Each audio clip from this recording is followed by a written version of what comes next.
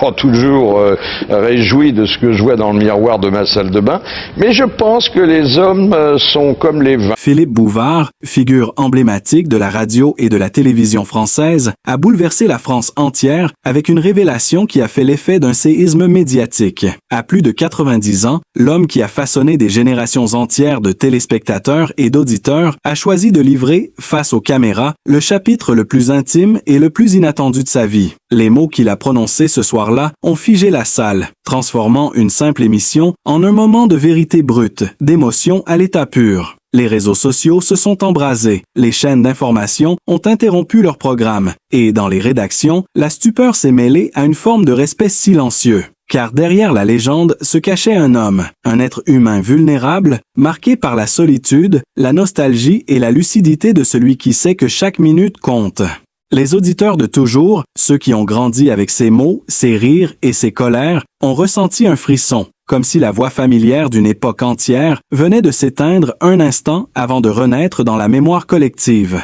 Ce n'était plus le Philippe Bouvard des plateaux, des micros ou des punchlines. C'était un homme face à son histoire, face à la sienne et à celle de la France qui l'a tant fait rire, réfléchir, parfois grincer des dents, mais qu'il n'a jamais laissé indifférente. Les hommages ont afflué de partout, du monde du spectacle à celui de la politique, chacun rappelant l'immensité de son héritage et la rareté de son authenticité. Les images diffusées cette nuit-là, montrant un Bouvard fragile mais lumineux, ont marqué les esprits. L'émotion était telle que même les plus sceptiques ont reconnu la grandeur d'un parcours hors norme. Dans les cafés, les studios, les foyers, on parlait de lui comme d'un ami qu'on n'a jamais rencontré, mais qu'on croyait connaître depuis toujours. Cette France émue, suspendue à ses mots, redécouvrait soudain ce qu'il représentait vraiment. Un miroir de son temps, un témoin de son âme, et un symbole d'une époque où la parole avait un poids, un visage et une chaleur que rien ne pouvait remplacer. Ce soir-là, dans le silence pesant d'un plateau éclairé par une lumière tamisée, Philippe Bouvard est apparu, plus vulnérable que jamais, vêtu d'un costume sombre parfaitement ajusté, mais trahissant la fatigue d'un homme qui portait sur ses épaules plus de 6 décennies d'histoire médiatique. Sa voix, légèrement tremblante, a résonné dans le studio comme une confession longtemps retenue. Les caméras captaient chaque micro-expression, chaque soupir, chaque battement de paupières, révélant l'intensité d'un moment suspendu. Autour de lui, une équipe médusée, incapable de détourner le regard, consciente qu'elle assistait à un instant d'histoire. Philippe Bouvard a évoqué son enfance, ses débuts dans un Paris encore marqué par les cicatrices de la guerre, ses premières de chronique à France Soir, les nuits d'écriture fébrile, où il rêvait déjà de transformer l'actualité en spectacle. Mais derrière le récit professionnel, un autre visage se dessinait, celui d'un homme tourmenté par la peur de l'oubli, par l'idée de disparaître dans le vacarme d'un monde qu'il ne reconnaissait plus. Il a parlé de ses amis disparus, de ses rires éteints qui hantaient encore les couloirs de RTL, de l'ombre de Coluche, de la tendresse d'un Michel Drucker qu'il considérait comme un frère. Les mots sortaient lentement, empreints d'une gravité nouvelle. À mesure qu'il parlait, les téléspectateurs comprenaient que ce n'était plus un simple témoignage, mais un adieu symbolique à une époque, à une génération, à une certaine idée du journalisme. Les réseaux sociaux se sont enflammés. Des extraits de son intervention circulaient déjà sur toutes les plateformes, accompagnés de commentaires bouleversés. Certains évoquaient des larmes versées devant l'écran. D'autres parlaient d'un choc, d'une gifle de vérité dans un paysage médiatique devenu froid et mécanique. Les journalistes les plus aguerris saluaient le courage de cette parole sans artifice, tandis que les jeunes générations découvraient, fascinées, l'ampleur de son héritage. Des images inédites ont refait surface dans les heures qui ont suivi. On y voyait un Bouvard des années 60, souriant, charismatique, improvisant sur un plateau avec la vivacité d'un homme que rien n'effraie. Puis d'autres, plus récentes, où son regard semblait déjà ailleurs, chargé de mélancolie. Ce contraste frappant a bouleversé l'opinion publique. On comprenait soudain que l'homme avait toujours su dissimuler derrière son ironie légendaire une sensibilité à fleur de peau, une lucidité parfois douloureuse sur la fuite du temps. Dans une séquence particulièrement poignante, il a admis avoir souvent joué un rôle, celui du maître de l'humour, du provocateur élégant, tout en portant en lui une profonde solitude. Cette confession a provoqué une onde de choc. Même ceux qui ne partageaient pas ses opinions reconnaissaient la force de cette vérité nue. Les studios de RTL ont été submergés de messages de soutien. Des voix connues, comme celles de Laurent Ruquier ou de Patrick Sébastien, ont évoqué l'immense respect qu'ils ressentaient pour celui qui avait ouvert la voie à des générations d'humoristes et d'animateurs. Certains ont rappelé qu'il avait osé dire tout haut ce que beaucoup taisaient, que son esprit libre avait souvent dérangé, mais toujours inspiré. L'émission a été rediffusée en boucle pendant toute la nuit. Les journaux du lendemain ont titré sur la confession d'un monument, sur la pudeur d'un homme face à son crépuscule médiatique. Des millions de téléspectateurs ont ressenti l'étrange impression d'avoir été témoins d'une fin de chapitre, d'un moment où la télévision retrouvait soudain sa dimension humaine, presque sacrée. Dans les coulisses, les techniciens parlèrent d'un silence inhabituel, d'une atmosphère presque religieuse pendant l'enregistrement. Certains ont confié avoir eu la chair de poule en voyant Philippe Bouvard poser sa main sur la table du studio, comme pour saluer symboliquement tout ce qu'il avait construit. Ce geste, simple mais lourd de sens, a été capturé par les caméras et diffusé sur toutes les chaînes. Il est devenu une image emblématique, partagée des milliers de fois, commentée, analysée, interprétée comme un ultime salut à un public qui ne l'a jamais oublié. La France entière s'est reconnue dans ce moment d'émotion pure. Les plus âgés se souvenaient de leurs soirées passées à rire devant ces émissions, les plus jeunes découvraient un maître du verbe, un artisan de l'esprit français. Dans un monde saturé de bruit, Philippe Bouvard venait de rappeler à tous la puissance du silence, la beauté d'une parole sincère, l'émotion d'un regard qui dit tout sans un mot. Ce moment, gravé dans la mémoire collective, restera celui où un homme, derrière la légende, a enfin permis à la France de voir l'essence même de son humanité. Pour comprendre l'ampleur du moment vécu ce soir-là, il faut remonter à ce qui a fait de Philippe Bouvard un nom gravé dans la mémoire collective. Tout a commencé dans les années 60, à une époque où la radio dominait encore la vie quotidienne des Français. Il n'était alors qu'un jeune chroniqueur passionné, curieux de tout, avec un regard perçant sur la société. Rapidement, sa plume incisive et son ton sans concession lui ont ouvert les portes des plus grandes rédactions. Il observait le monde comme un entomologiste, capable de saisir en une phrase l'absurdité et la beauté du quotidien. Mais c'est en 1977 que son nom allait entrer dans la légende avec la création d'un programme qui allait bouleverser à jamais le paysage audiovisuel français. Les grosses têtes, une émission née presque par hasard, devint un phénomène. Un concept simple mais révolutionnaire, fondé sur la spontanéité, l'intelligence et le rire. Bouvard y rassemblait des esprits brillants, des humoristes, des écrivains, des acteurs, dans une alchimie unique, où la culture se mêlait à l'ironie. Les débuts furent hésitants, mais très vite la magie opéra. Chaque après-midi, des millions d'auditeurs s'installaient pour écouter ces échanges vifs, ces réparties pleines d'esprit, cette liberté de ton qui ne ressemblait à rien de ce qu'on entendait ailleurs. Philippe Bouvard, en chef d'orchestre habile, maniait la parole comme un sabre et une caresse à la fois. Il savait provoquer sans blesser, rire de tout sans jamais perdre la bienveillance du regard. Ce talent rare fit de lui une figure incontournable de la culture populaire française. Les grosses têtes devinrent une institution, un miroir de l'esprit français, mélange d'intelligence et de dérision, d'impertinence et de tendresse.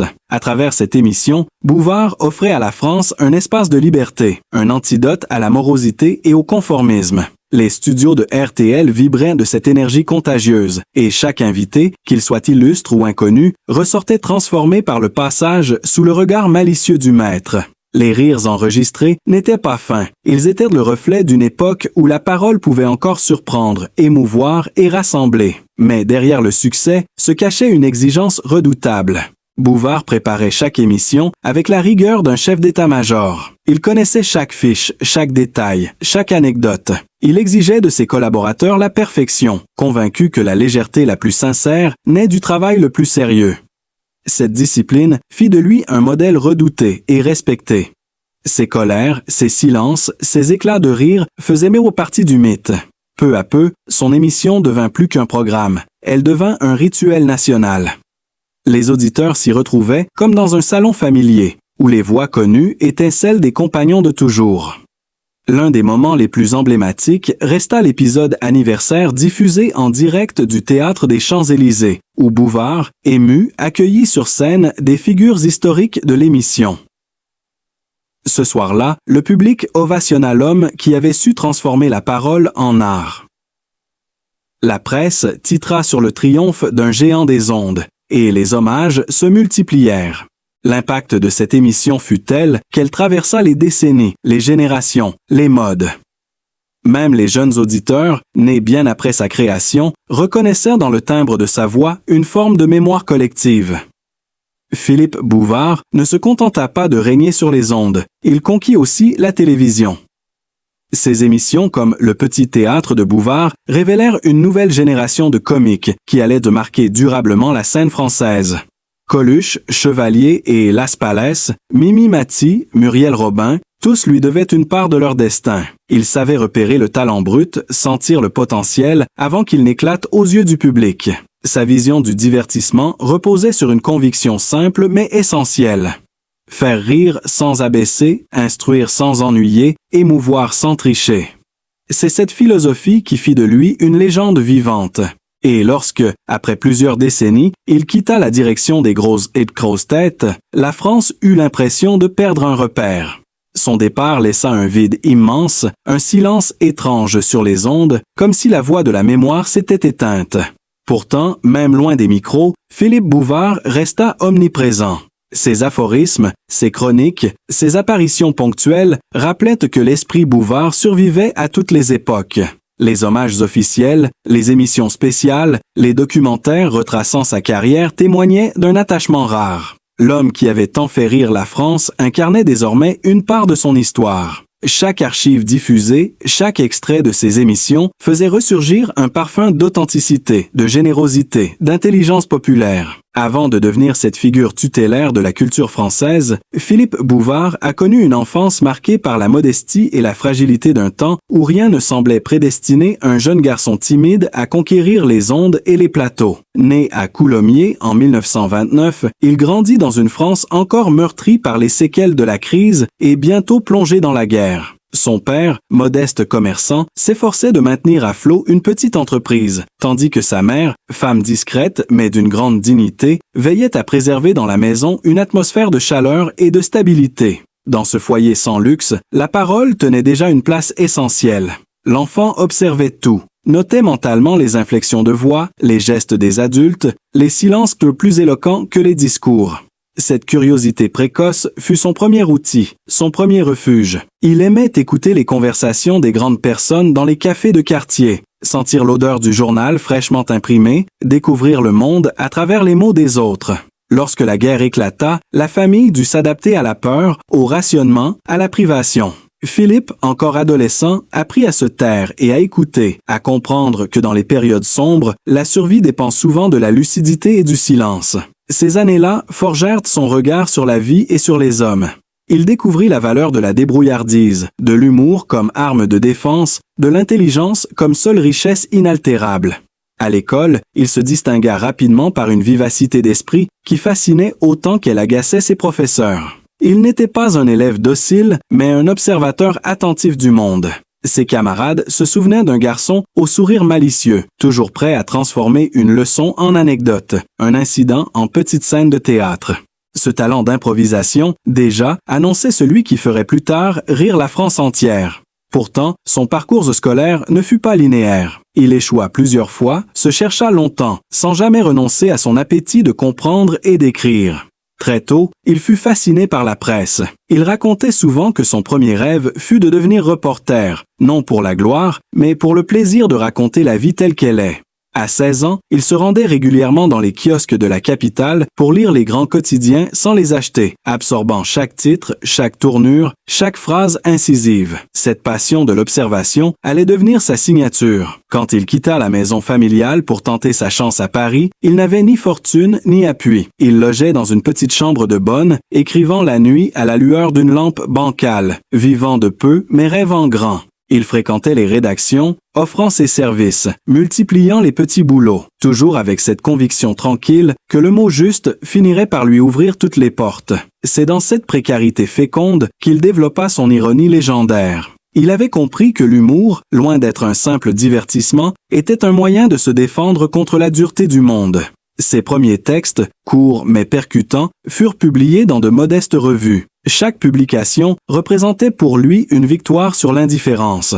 Il commença à se faire remarquer par quelques figures de la presse parisienne qui voyaient en lui un jeune homme d'un rare tempérament. Son style se précisait, à la fois élégant et mordant, capable de capturer l'essence d'une époque en quelques lignes. Mais la réussite ne vint pas sans obstacle. Les humiliations, les refus, les portes closes se succédaient. Philippe Bouvard, persévérant, transformait chaque échec en leçon. Il observait les puissants, les journalistes établis, les acteurs de la vie culturelle, apprenant d'eux la stratégie, la posture, la manière de se faire entendre. Cette école de la patience et du travail forgé dans la solitude allait lui donner la force d'affronter plus tard la célébrité avec la même lucidité. Dans ses souvenirs, il évoquait souvent ses années de privation comme les plus formatrices. Elles lui avaient appris la valeur du temps, l'importance du détail, la beauté du mot juste.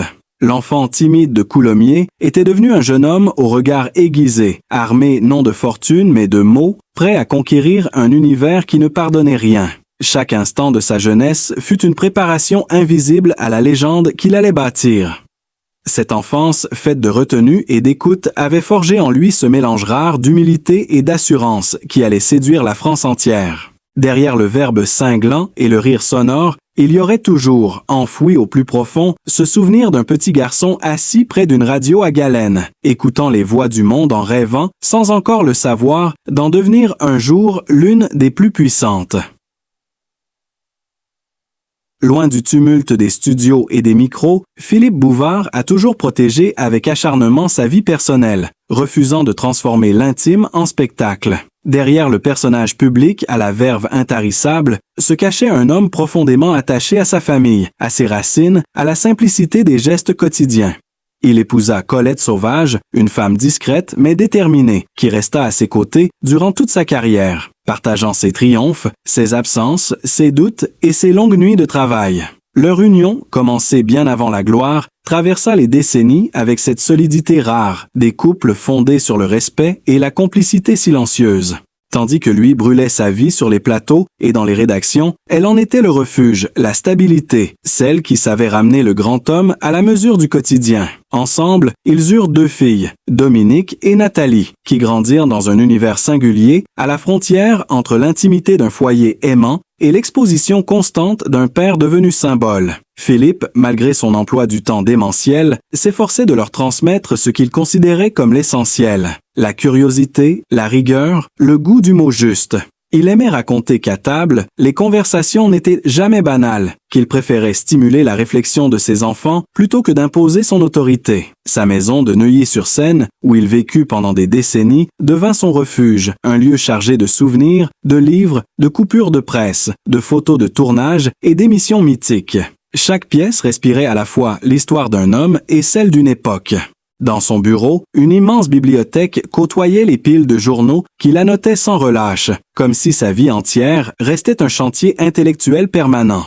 Il disait souvent que sa plus grande richesse n'était pas l'argent, mais la mémoire accumulée au fil des ans, cette somme d'instants, de visages, de voix qui faisaient de lui le témoin privilégié d'un demi-siècle de culture française. Lorsqu'il n'était pas à Paris, il se réfugiait dans sa propriété du Var, une demeure provençale aux murs clairs, entourée d'oliviers et de lavandes. Là, loin des caméras, il retrouvait la paix et la lenteur du temps qu'il n'avait jamais su s'accorder. Il y recevait quelques amis triés sur le volet, savourant les repas sous les tonnelles, discutant de politique, de littérature ou de la condition humaine avec cette intelligence teintée d'humour qui faisait son charme. On raconte qu'il y travaillait aussi, relisant ses chroniques, préparant ses interventions, incapable de s'éloigner totalement du rythme qu'il avait lui-même imposé à sa vie. Malgré son image d'homme de mots, Philippe Bouvard se révélait chez lui d'une pudeur presque désarmante. Il parlait peu de lui, encore moins de ses émotions. Ses proches savaient lire dans ses silences, comprendre dans un regard ou un geste ce qu'il ne disait pas. La célébrité ne l'avait jamais grisé. Il vivait simplement, fidèle à ses habitudes, préférant les dîners en petit comité aux mondanités tapageuses.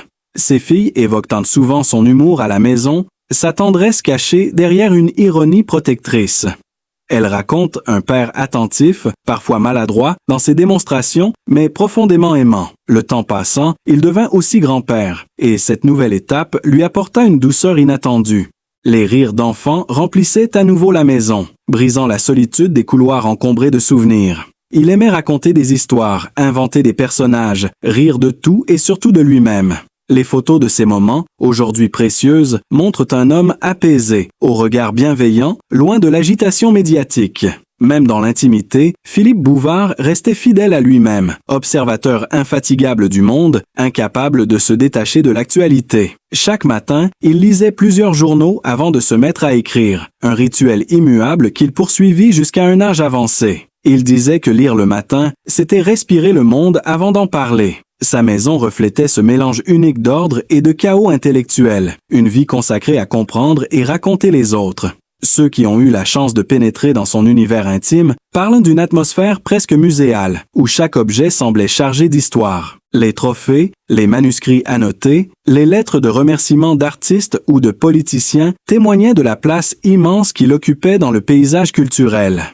Pourtant, derrière cette reconnaissance universelle, il restait un homme de grande simplicité, préférant les plaisirs modestes à la démesure. Dans sa cuisine, il aimait préparer lui-même des plats traditionnels, redécouvrant les saveurs de son enfance. À mesure que les années s'écoulaient, Philippe Bouvard voyait son existence se transformer lentement, comme un film dont les images se ralentissent avant le générique. Le tumulte des projecteurs s'éloignait peu à peu, laissant place à une lumière plus douce, plus intime, celle d'un homme qui regarde derrière lui sans amertume. Il n'avait jamais craint le temps, seulement le silence qu'il pouvait imposer. Pourtant, dans la quiétude de sa maison du Var, entre les ombres des oliviers et le chant des cigales, il découvrit un autre rythme, une autre façon d'exister. Ses journées commençaient désormais au lever du soleil, avec un rituel presque sacré. Ouvrir les fenêtres, sentir l'air frais du matin, observer les premières lueurs se poser sur les collines.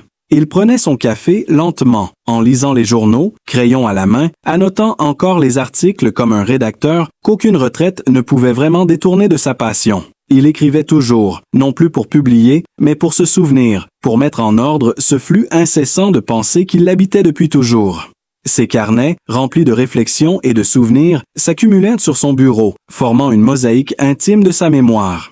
Certains soirs, il les relisait, ému de redécouvrir dans ses propres mots les traces d'un autre lui, plus jeune, plus fougueux, mais tout aussi obsédé par la vérité et la justesse. Ceux qui venaient lui rendre visite parlaient de sa lucidité impressionnante, de cette capacité à évoquer le passé avec une précision presque photographique, comme si chaque minute de sa vie avait été gravée dans sa mémoire. Il se souvenait des voix, des rires, des odeurs, des silences, et surtout de ces instants suspendus, où tout pouvait basculer, ces moments qui avaient en fait de lui un témoin privilégié de son siècle. Dans ces conversations, il n'y avait ni nostalgie, ni regret, seulement la conscience tranquille d'avoir vécu pleinement. Mais derrière cette apparente sérénité, une sensibilité profonde continuait de l'animer. Il restait attentif aux autres, curieux des destins humains, bouleversé par les drames comme par les joies des anonymes. Il regardait les informations chaque soir, non par habitude, mais parce qu'il refusait de s'extraire du monde qu'il avait tant commenté. Quand un événement le touchait, il notait quelques lignes dans un carnet, un fragment d'analyse, une pensée, une phrase pour plus tard. Il disait que tout journaliste restait un veilleur, même lorsqu'il n'avait plus de micro. Sa femme, Colette, le voyait s'assagir sans se transformer. Il gardait son humour vif, cette étincelle malicieuse qui faisait de lui un conteur irrésistible. Lors des repas de famille, il aimait raconter des souvenirs de plateau, des anecdotes d'interviews mémorables, des rencontres improbables. Ses petits-enfants, fascinés, l'écoutaient comme on écouterait un roman vivant. Il savait captiver sans en avoir conscience, ses mots avaient ce pouvoir d'arrêter le temps. Sa voix, grave et mesurée, semblait contenir toute la musique de la mémoire.